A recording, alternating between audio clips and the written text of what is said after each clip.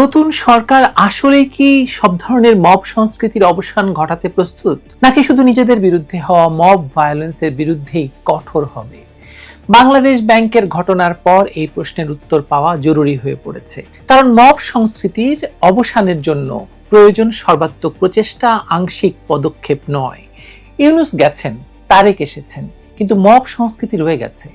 এর অবসানের জন্য চাই দৃঢ় রাজনৈতিক সদিচ্ছা, নিরপেক্ষ আইনের শাসন এবং প্রাতিষ্ঠানিক সংস্কার। না হলে শুধু মুখের কথায় মব কালচার শেষ ঘোষণা করলেই এই সমস্যার সমাধান হবে না, বরং এটি আরো ভয়াবহ রূপ নিতে পারে।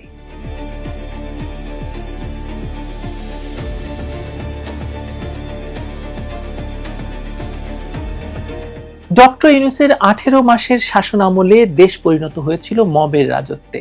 তার ভয়াবহ দুঃশাসনের অবসান হয় ইতিহাসের কুখ্যাত ভোট জালিয়াতি এবং অনিয়মের মাধ্যমে।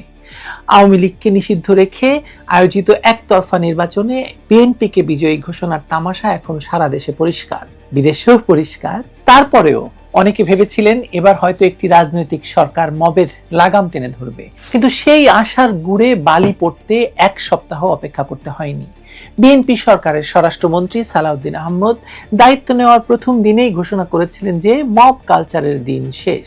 তিনি দাবি করেছিলেন দাবি আদায়ের নামে মব কালচার করা যাবে না, কিন্তু মাত্র 2 দিন পর অর্থাৎ 20শে ফেব্রুয়ারি ঢাকার যাত্রাবাড়িতে চাঁদা না পেয়ে নূরে আলম ওরফে খায়রুল ইসলাম নামের এক লেগুনা চালককে পিটিয়ে হত্যা করা হয়।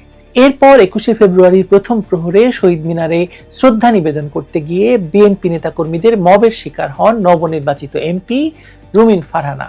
তাকে লক্ষ্য করে ভুয়া ভুয়া স্লোগান দেওয়া হয়, তার পুষ্পস্তবক ছিঁড়ে ফেলা হয় এবং শেষ পর্যন্ত ব্যারিস্টার রুমিন ফারহানা শ্রদ্ধা নিবেদন না করেই এলাকা ছাড়তে বাধ্য হন। আরো ভয়াবহ ঘটনা ঘটেছে বরিশালের আদালতে। সাবেক এমপি তালুকদার মোহাম্মদ ইউনূসকে জামিন দেওয়ার পরদিনই বিএনপিপন্থী আইনজীবীরা এজলাসে ঢুকে ভাঙচুর এবং বিচারককে হুমকি এবং গালিগালাজ করেন। এজলাসের সিসিটিভি ক্যামেরায় ধরা পড়েছে এই দৃশ্য। শুধু তাই নয়, আওয়ামী লীগ নেতাকর্মীদের জামিনের প্রতিবাদে বরিশালের 2টি আদালত বর্জনের ঘোষণাও দিয়েছিল বিএনপিপন্থী আইনজীবীরা। এই ধারাবাহিকতায় গত বুধবার বাংলাদেশ ব্যাংকের প্রধান কার্যালয়ে মব সংস্কৃতির নজিরবিহীন দৃশ্যের অবতারণা হয়।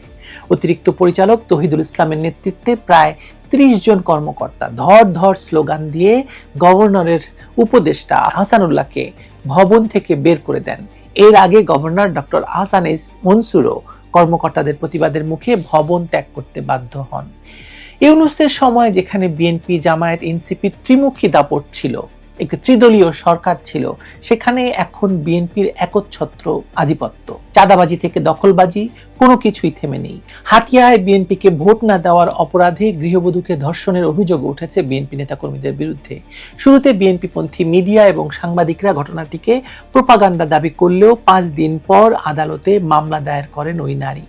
নোয়াখালী জেলার জাজ আদালতের নারী এবং শিশু নির্যাতনের ট্রাইব্যুনালে করা এই মামলায় বিএনপি সমর্থক 6 জনের নাম উল্লেখ করা হয়। এই ঘটনা প্রবাহের মধ্যে প্রশ্ন উঠছে যে স্বরাষ্ট্রমন্ত্রী সালাউদ্দিন আহমদ যে মব কালচার শেষের ঘোষণা দিয়েছিলেন তার প্রকৃত অর্থ আসলে কি? রুমিন ফারহানার ওপর মবের ঘটনা নিয়ে প্রশ্নের জবাবে তিনি আবারও বলেছেন, বাংলাদেশে মব কালচার শেষ। যদি কোথাও এমন ঘটনা ঘটে তবে আমাদের রিয়াকশন হবে অত্যন্ত কঠোর। কিন্তু বাস্তবতা হলো রুমিন ফারহানা 150 জনের বিরুদ্ধে মামলা করলেও ঘটনার 4 দিনেও কেউ গ্রেপ্তার হননি। উল্টো তিনি বিএনপির পক্ষ থেকে হুমকি পাওয়ার অভিযোগ করেছেন। বরিশালে গ্রেপ্তার হয়েছে, আমরা দেখেছি যে বরিশালে গ্রেপ্তার করা হয়েছে। মব সংস্কৃতির এই ধারাবাহিকতা আসলে দেশের গভীর রাজনৈতিক এবং সামাজিক সংকটের প্রতিফলন। তথাকথিত জুলাই গণ অভ্যুত্থানের পর থেকে যে আইন নিজের হাতে তুলে নেওয়ার মানসিকতা তৈরি হয়েছে তা শুধু অন্তর্বর্তী সরকারের নির্লিপ্ততার কারণে নয়, বরং এটি একটি দীর্ঘমেয়াদী সামাজিক ব্যাধিতে রূপ নিয়েছে। মানবাধিকার সংস্কৃতি ফাউন্ডেশনের তথ্য অনুযায়ী শুধুমাত্র 2025 সালেই বাংলাদেশে মব জাস্টিস এবং ম্যাস বিটিং এর মাধ্যমে 460 জনকে হত্যা করা হয়েছে। বাংলাদেশ ব্যাংকের ঘটনাটি বিশেষভাবে উদ্বেগের কারণ বা উদ্বেগজনক এ কারণে যে এটি দেশের সবচেয়ে গুরুত্বপূর্ণ আর্থিক প্রতিষ্ঠানে ঘটেছে। একটি কেন্দ্রীয় ব্যাংকের কর্মকর্তারা যদি নিজেদের মতবিরোধ মেটাতে মব সৃষ্টি করেন তাহলে সাধারণ মানুষের কাছে কি মেসেজ যাচ্ছে? আদালতে মব সন্ত্রাসের ঘটনা তো আরো ভয়াবহ। বিচার বিভাগের স্বাধীনতার উপর এ ধরনের আক্রমণ গণতান্ত্রিক ব্যবস্থার ভিত্তিমূলকেই আসলে নাড়িয়ে দেয়। এই নাড়ানো শুরু হয়েছিল জুলাইতে, আপনাদের মনে থাকার কথা। অগাস্টে ক্ষমতা দখলের পর দেশের সর্বোচ্চ আদালতে বিচারকদের বা মানে সুপ্রিম কোর্টের বা হাইকোর্টের বিচারকদের বেঞ্চ বসাতে দেওয়া হয়নি, মব সৃষ্টি করে, এবং সেই মবের নেতৃত্ব দিয়েছিলেন আসিফ নজরুল নিজে। তিনি আবার আইন উপদেষ্টাও হয়েছিলেন। তার মানে নতুন সরকারের চ্যালেঞ্জ হলো এই মব সংস্কৃতি আসলেই নিয়ন্ত্রণে আনা।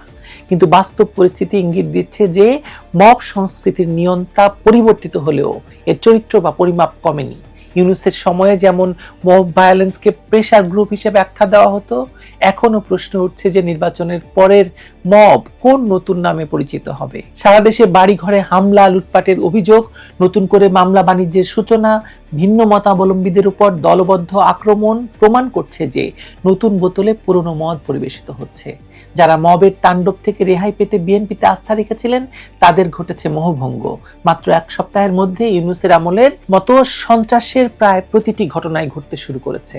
মূল সমস্যা হলো মব সংস্কৃতি এখন বাংলাদেশের রাজনৈতিক সংস্কৃতির অবিচ্ছেদ্য অংশে পরিণত হয়েছে বা করা হয়েছে পরিণত, এবং এই মবের মাধ্যমেই কিছু নেতা তৈরি হয়েছে যারা এখন সংসদে হুইপ পর্যন্ত হয়ে গেছে। যখনই কোনো গোষ্ঠী প্রতিষ্ঠিত ক্ষমতা কাঠামোর বিরুদ্ধে যায় তখনই তারা মব সংস্কৃতির আশ্রয় নেয়, আর যারা ক্ষমতায় থাকে তারা নিজেদের পক্ষের মবকে সমর্থন করে, বিরুদ্ধ পক্ষের মবকে নিয়ন্ত্রণ করার নামে দমন করে। এই দুষ্ট চক্র ভাঙতে হলে প্রয়োজন সর্বব্যাপী সংস্কার। শুধু আইন শৃঙ্খলা বাহিনীর কঠোরতা দিয়ে এই সমাধান সম্ভব নয়। প্রয়োজন প্রাতিষ্ঠানিক সংস্কার, আইনের শাসন প্রতিষ্ঠা এবং সর্বোপরি একটি সহনশীল গণতান্ত্রিক সংস্কৃতি গড়ে তোলা। যদি সরকার সত্যিকার অর্থে মব সংস্কৃতির অবসান চায় তাহলে দলমত নির্বিশেষে সব ধরনের মব ভায়োলেন্সের বিরুদ্ধে একইভাবে কঠোর অবস্থান নিতে হবে। আওয়ামী লীগ মারলে সেটা প্রতিশোধ, আর অন্য জায়গায় গেলে মব, এটা তো হতে পারে না। বাস্তবতা হলো ইউনূস গেছেন, তারেক এসেছেন, কিন্তু মব সংস্কৃতি রয়ে গেছে। এর পেছনে রয়েছে আমাদের সমাজের গভীরে প্রচিত সেই মানসিকতা যেখানে আলোচনা, সমঝোতার পরিবর্তে শক্তি প্রয়োগকে একমাত্র সমাধান হিসেবে দেখা হয়। এই মানসিকতার পরিবর্তন না এনে শুধু মুখের কথায় মব কালচার শেষ ঘোষণা করলেই এই সমস্যার সমাধান হবে না, বরং এটি আরো ভয়াবহ এবং সুসংগঠিত রূপ নেবে। কারণ আপনি দেশের সবচেয়ে বড় রাজনৈতিক দলকে মব করে নিষিদ্ধ করেছেন, এটা তো আগে তুলতে হবে আপনাকে।